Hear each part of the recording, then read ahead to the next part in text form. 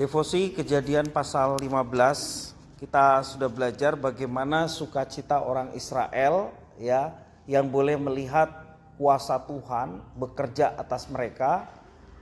Yang mulanya mereka ketakutan, hanya satu orang yang begitu berani dan berpikir positif bahwa di balik setiap tekanan ada Tuhan yang berkuasa yang bertindak. Musa begitu yakin dengan kejadian-kejadian sebelumnya, ya, ada 10 tulah yang ditimpakan kepada orang Mesir. Sehingga ketika diperhadapkan dengan depan laut dan belakang diserang oleh orang Mesir, ya, dengan pasukan berkuda yang demikian gagahnya, Musa tidak takut. Justru malah kesempatan itu adalah kesempatan bahwa Tuhan menunjukkan kuasanya bagi musuh-musuh Israel, bagi orang Mesir. Terlebih juga bagi bangsa Israel supaya semakin diteguhkan di dalam percaya kepada Tuhan. Nah, kalau kita perhatikan di dalam teks yang kita baca tadi, ya, kita melihat bahwa ketika mereka sudah sampai ke seberang, Musa dan seluruh bangsa Israel bersyukur atas semua yang telah terjadi.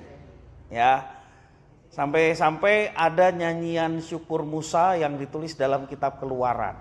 Kalau kita perhatikan tadi, bagaimana nyanyian Musa itu disampaikan dan dituliskan ya dalam pasal 15. Ini dalam ayat yang 17, engkau membawa mereka dan kau sampaikan ke atas gunung milikmu, ke tempat yang telah kau jadikan kediamanmu ya Tuhan, di tempat kudus yang didirikan tanganmu ya Tuhan. Jelas di sini katakan bahwa semua itu karena Tuhan. Israel minta supaya keluar dari tanah Goshen Mesir, ya. Tujuannya apa? Dan itu proposal yang disampaikan Musa kepada Firaun, supaya bangsa Israel bisa beribadah.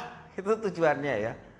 Diizinkan supaya keluar dari tanah Mesir supaya Israel dapat beribadah. Maka ketika Musa melihat gunung Tuhan, sini bicara mengenai gunung Sinai ya, masih di bawahnya sebenarnya.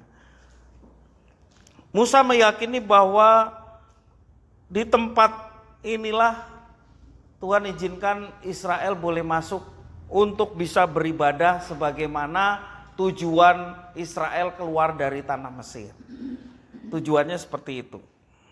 Jadi Musa bersyukur oleh karena apa yang menjadi tujuan Tuhan kepada bangsa Israel itu boleh terwujud ketika Israel bisa menyeberang Laut Teberau. Ya, di sini juga dikisahkan bagaimana diumpamakan seperti air yang membeku ya, Israel bisa berjalan di tengah-tengahnya. Kalau kita bayangkan kita menjadi orang Israel pasti terkagum-kagum pada waktu itu ya, bagaimana laut yang sedemikian dahsyat itu terbelah. Ya, kalau kita lihat laut dengan ombak yang kencang saja kita udah merinding ya, rasanya air semua gitu ya. Tapi itu bisa terbelah dan keajaiban Tuhan sungguh luar biasa. Ya, dari 10 tulah membelah Laut Teberau ya, sungguh kedahsyatan Tuhan luar biasa.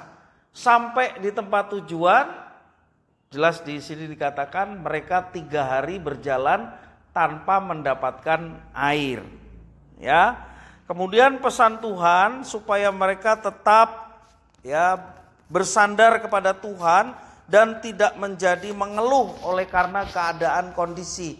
Dengan satu keyakinan, kalau Tuhan sudah memberikan 10 tulah, Tuhan sudah menyeberangkan mereka dari Laut Teberau, masakan Tuhan tidak memelihara mereka dalam perjalanan? Ya, maka ditegaskan lagi oleh Tuhan melalui Musa, ya, di dalam ayat yang ke-26 dijelaskan, jika kamu sungguh-sungguh mendengarkan suara Tuhan Allahmu dan melakukan apa yang benar di matanya, memasang telingamu kepada perintah-perintahnya dan mengikuti segala ketetapannya, maka aku tidak akan menimpakan kepadamu penyakit apapun yang telah kutimpakan kepada orang Mesir, sebab akulah Tuhan yang menyembuhkan engkau. Ya, Jadi di mana mereka beribadah kepada Tuhan, diingatkan kembali kepada mereka bangsa Israel supaya mereka sungguh-sungguh menjadi pribadi yang mendengar suara Tuhan. Ya tentunya kalau Tuhan sudah meminta sesuatu, yakni perintahnya dan perintahnya itu dilaksanakan, umat yang melaksanakan perintah Tuhan itu diperhatikan oleh Tuhan. Maka ada berkat yang akan menyusul. Memang dari perjanjian lama ini kan bangsa yang terbentuk ya menjadi umat pilihan Allah ya. Mereka sudah dipersiapkan dari Mesir, dari bangsa budak menjadi bangsa yang dipilih, dan peribadatan Israel kepada Tuhan bisa mendatangkan berkat buat bangsa-bangsa yang ada di sekitar. Karena memang itu janjinya kepada Abraham ya. Melalui keturunan mula semua bangsa mendatangkan berkat. Tentunya melalui keturunan Abraham, Ishak, Yakub yang menjadi nenek moyang Israel, Israel memberkati melalui ibadah mereka. Selain itu juga Tuhan memberkati mereka yang sudah beribadah. Jadi baik perjanjian lama maupun perjanjian baru, ketaatan itu selalu disertai dengan berkat. Jangan dibalik ya, kita minta berkat dulu baru taat. Ya, kebanyakan kan manusia seperti itu ya. Minta diberkati dulu baru taat. Ntarlah kalau saya sudah punya motor baru saya rajin ke gereja. Di gilirannya dikasih motor lupa, malah digotulanan terus gitu ya. Malah healing terus tanpa menggunakan motornya untuk melayani. Nah, jadi manusia seringkali pengennya berkatnya dulu daripada taatnya dulu. Jangan kebalik ya. Mari kita senantiasa mentaati apa yang diperintahkan Tuhan. Ingat bahwa Dia adalah Tuhan. Di sini Tuhan memperkenalkan diri, akulah Tuhan yang menyembuhkan engkau. Akulah Tuhan yang menyelamatkan engkau. Dengan kejadian-kejadian yang dahsyat yang mereka sudah alami, harusnya mereka semakin diteguhkan di dalam Tuhan. Nah Bapak Ibu, saudara-saudara semua, peristiwa yang sudah kita lewati bagaimana Tuhan menolong kita, menyembuhkan yang dari yang sakit, juga terlebih atas berkat terbesar apa? Keselamatan. Kalau Tuhan sudah memberkati kita dengan berkat yang terbesar, yang lain-lainnya itu bagi Tuhan gampang, gitu ya. Yang lain-lainnya itu bagi Tuhan gampang. Jadi setiap berkat yang kita sudah alami itu seharusnya menjadikan kita semakin mengenal Tuhan dan semakin hidup dalam ketaatan. Nah maka Tuhan yang terus akan menyertai dan mencurahkan berkat-Nya. Tuhan Yesus mengatakan, jikalau kamu tinggal di dalam aku dan firman-Ku tinggal di dalam kamu, mintalah apa saja yang kamu kehendaki maka kamu akan menerimanya. Jadi Tuhan memberikan jaminan minta apa saja.